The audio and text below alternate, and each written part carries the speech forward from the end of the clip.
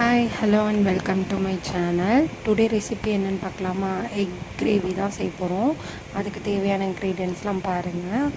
Egg boil பண்ணி வச்சுருக்கேன்.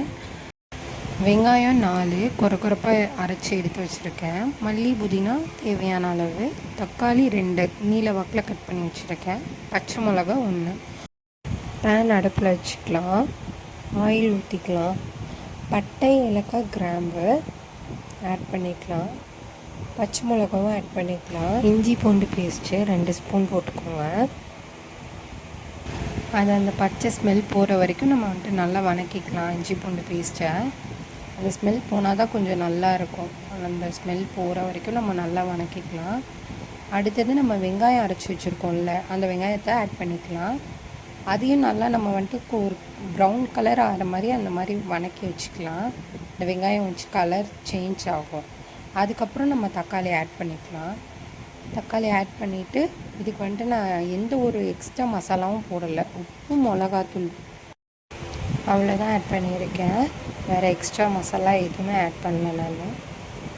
இதை நல்லா நம்ம மிக்ஸ் பண்ணிக்கலாம். எண்ணெய் லைட்டாக பிரிஞ்சு வர அளவுக்கு நம்ம வந்துட்டு நல்லா மசாலாவை மிக்ஸ் பண்ணிக்கலாம். அது தனியாகவே எண்ணெய் தனியாக வந்துடும், மசாலா தனியாக இருக்க மாதிரி இருக்கும். அந்த ஸ்டேஜில் வந்துட்டு நம்ம முட்டை ஆட் பண்ணிக்கலாம்.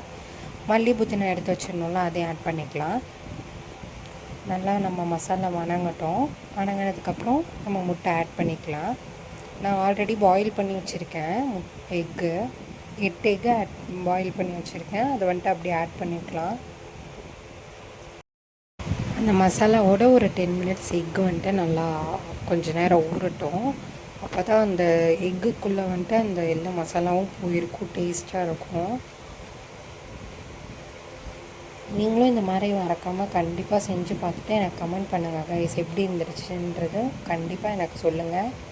இது வந்துட்டு ரொம்ப ஈஸியான ரெசிபி. நம்ம ஏதாவது ஒரு டொமேட்டோ ரைஸோ இந்த மாதிரி செஞ்சிருந்தோம்னா இதுக்கு வந்துட்டு சைட் டிஷ்ஷாக சூப்பராக யூஸ் பண்ணலாம். நம்ம டிஷ் ரெடி ஆயிடுச்சு. ஓகே கைஸ், மறக்காமல் நம்ம சேனலை சப்ஸ்கிரைப் பண்ணுங்கள், லைக் பண்ணுங்கள், சப்போர்ட் பண்ணுங்கள் கைஸ். Okay bye.